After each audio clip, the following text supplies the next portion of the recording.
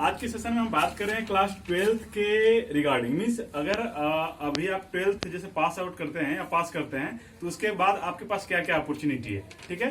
तो एक्चुअली मेरा वीडियो बनाने का मोटो ये था कि आपको पॉजिटिव एनर्जी मिले आपके प्रिपरेशन के लिए। तो मैं कुछ आपको बता रहा हूँ कि अगर आप 12th में कम मार्क्स लाते हैं या आपका मार्क्स वेरी करता है तो उसमें चेंजेस क्या क्या होंगे, ठीक है। तो फॉर एग्जांपल लेता हूं, जैसे मेरे मोटे है कि आपके लिए स्कॉलरशिप या एडमिशन अगर आप आगे करवाना चाहते हैं बीएससी या एमएससी जो भी करना चाहते हैं कोर्सेज, तो उसके लिए कुछ रिस्ट्रिक्शंस है। तो मैं सबसे पहले एग्जांपल लेता हूं इंस्पायर का, ठीक है।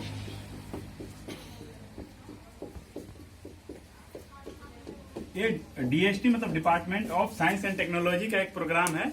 इसमें क्या होता है, 12th पास करने के बाद स्टूडेंट्स को स्कॉलरशिप दिया जाता है। स्कॉलरशिप आपका है 5000 per month, okay, per month है, और ये आपको 5 ईयर के लिए दिया जाता है, ठीक है। दैट इज अब पर ईयर 60,000 के स्कॉलरशिप पाओगे। इसके लिए कोई भी एग्जाम नहीं होता, ये सिर्फ आपके क्लास 12 के मार्क्स पे डिपेंड करता है, ठीक है।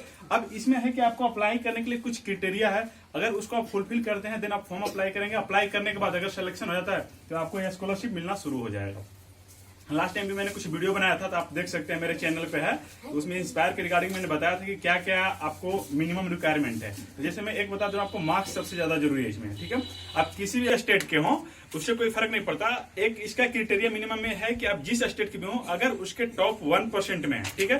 दैट इज मान लीजिए आपके स्टेट का कट ऑफ क्लास 12 के लिए कुछ 80% गया, ठीक है। तो इसका जो टॉप 1% होगा, ठीक है, अगर इसमें आपका नाम आ जाता है तो आप इसको अप्लाई कर सकते हैं। लेकिन ये चेक करना कोई जरूरी नहीं है, आप वैसे भी एक गवर्नमेंट लिस्ट प्रोवाइड करती है। अगर उससे कट ऑफ आपका एबव है, मीन्स मान लीजिए कि गवर्नमेंट आपका प्रोवाइड की कि 79% से एबव वाले बच्चे आपके टॉप 1% में आते हैं, तो आप अप्लाई कर सकते हैं। अप्लाई करने के बाद अब इनका कुछ मिनिमम क्राइटेरिया डीएसटी वालों का, जो अगर आप उसको फुलफिल करते हैं तो ये आपको सेलेक्ट कर लेंगे, ठीक है। अब इसमें आपका मार्क्स मायने रखता है। टॉप 1% मतलब आप टॉप, एक तरह से समझिएगा आप टॉपर ही हैं, ठीक है। तो आपको ये मार्क्स ध्यान रखना, और ये कहां पे डिपेंड कर रहा है, आपके क्लास 12 के मार्क्स पे।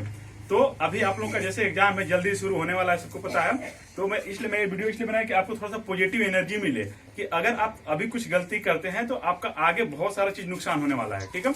तो आप जैसे भी अपना मार्क्स कोशिश करें जितना ज्यादा से ज्यादा ला सकें। और अभी तो जैसे बिहार बोर्ड की बात करें तो इसमें बहुत सारा क्वेश्चन ऑब्जेक्टिव कर दिया, इवन तो ऐसे कर दिया है कि आपका क्वेश्चन दुगना कर दिया, उसमें से 50% ही आंसर करने हैं ऑब्जेक्टिव टाइम में। इतना तो आप कर ही सकते हैं, प्रैक्टिस करिए, जैसे भी करिए, ठीक है। आप कोशिश करिए अच्छा मार्क्स लाने के लिए। इसी के इक्विवेलेंट कुछ और बात करता हूँ कि अगर एज्यूम करिए आपका इसमें सिलेक्शन नहीं हुआ, ठीक है, एक निकलता है KVPY, किशोर वैज्ञानिक प्रोत्साहन योजना, ठीक है।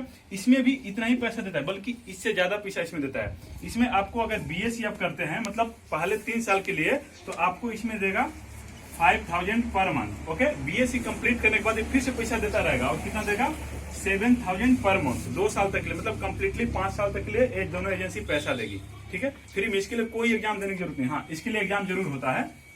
तो जैसे अभी 31 जनवरी को इसका एग्जाम है, KVPY का, जो लोग अप्लाई किए होंगे, ओके। इसके अलावा भी पैसा देता है आपको कॉपी कलम किताब प्रोजेक्ट वगैरह करने के लिए।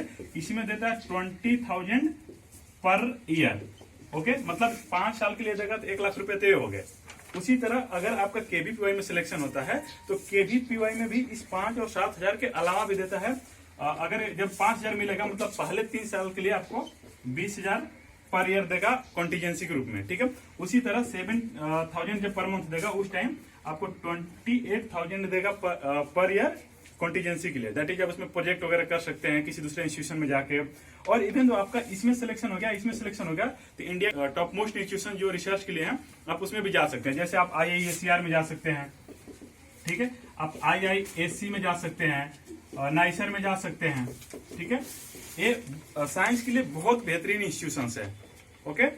तो आप इनका जैसे मैंने कुछ और लिस्ट लिया हुआ है, तो मैं इस पे बाद में वीडियो आपको प्रोवाइड करूंगा। जस्ट आज मैं ये बताना चाह रहा था कि आपके मार्क्स पे बहुत कुछ डिपेंड करता है। अगर आप रिसर्च में जाना चाहते हैं या अच्छे जगह से पढ़ाई करना चाहते हैं, या आपका फाइनेंशियल प्रॉब्लम है, तो आप अच्छा मार्क्स सिर्फ अभी आप क्या करना है, 12th में अच्छा नंबर लाइए। 12th में अच्छा नंबर लाने के बाद आप इनमें अप्लाई कर सकते हैं। अप्लाई करने के बाद मैंने बता ही दिया, तो बाद में इसका डिटेल्स प्रोवाइड कर दूंगा। कुछ और जैसे नाम दे रहा हूँ, ISER, IISc, nicer. Even though आप एक CUCT होता है, central university common entrance test, इसमें भी आप BSc MSc कर सकते हैं। ये भी बहुत अच्छा इंस्टीट्यूशन है, सेंट्रल गवर्नमेंट भारत सरकार का इंस्टीट्यूशन है, ठीक है। तो जैसे मार्क्स के रिगार्डिंग में बात कर रहा था, तो मार्क्स में आप देखेंगे कि फॉर एग्जांपल हम KVPY का ले रहे हैं, तो KVPY में आपका 75% मार्क्स रिक्वायर्ड है इंटर में अप्लाई करने के लिए, जो इंटर पास कर गए हैं उनके लिए, ठीक है। इसमें आप 3 टाइम अप्लाई कर सकते हैं। एक तो आप 11th में कर सकते हैं, 12th में कर सकते हैं एंड 12th के बाद ग्रेजुएशन में एडमिशन लेने के बाद कर सकते हैं, ठीक है। बट वहाँ पे अगर आपका मार्क्स इससे कम हो गया तो सोचिए आप इसको अप्लाई नहीं कर सकते, और इसको अप्लाई नहीं कर सकते तो जैसे मैंने बताया था कि आप ISER, ठीक है, इसका मतलब होता है Indian institute of science education and research, वैसी तरह नाइसर है, ओके। नाइसर में एडमिशन लेने के लिए आपको एक एग्जाम होता है जिसका नाम है नेस्ट, ठीक है। आपको नेस्ट का एग्जाम देना पड़ेगा। तो इसमें भी ये मार्क्स मैटर करता है। अगर मार्क्स आपका कम है तो आप वहां भी अप्लाई नहीं कर सकते, ठीक है। तो कुल मिला के मैं ये कहना चाह रहा कि आपको कैसे भी मार्क्स इंक्रीज करना है, ठीक है। और यहाँ आइसर की बात करें तो आइसर में भी आपको एक तो या तो आप KVPY क्वालिफाइड हो, या फिर इंस्पायर हो, या फिर आपको इसका एग्जाम देना पड़ेगा। अगर इसका एग्जाम देंगे तो फिर से आपको ये 75% मैटर रखता है। यहाँ पे मैटर ये करेगा कि अगर आपका मार्क्स कम हो रहा है तो आप हर जगह छट जाएंगे, अप्लाई तक नहीं कर सकते, मिलना तो दूर की बात है।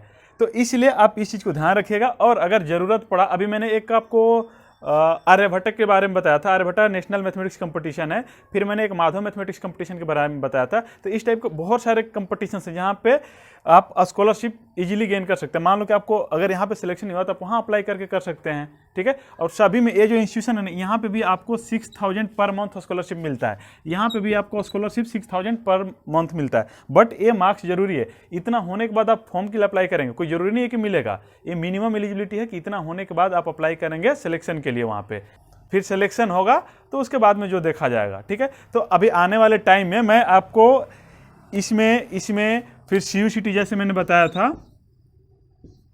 ठीक है, CUCET, फिर जैसे मैंने CUCET बताया था, आइसर बताया था, नाइसर बताया था, और भी इंस्टीट्यूशंस हैं जो 12th के बाद आप एडमिशन ले सकते हैं। मतलब आपके पास बहुत सारी अपॉर्चुनिटी है।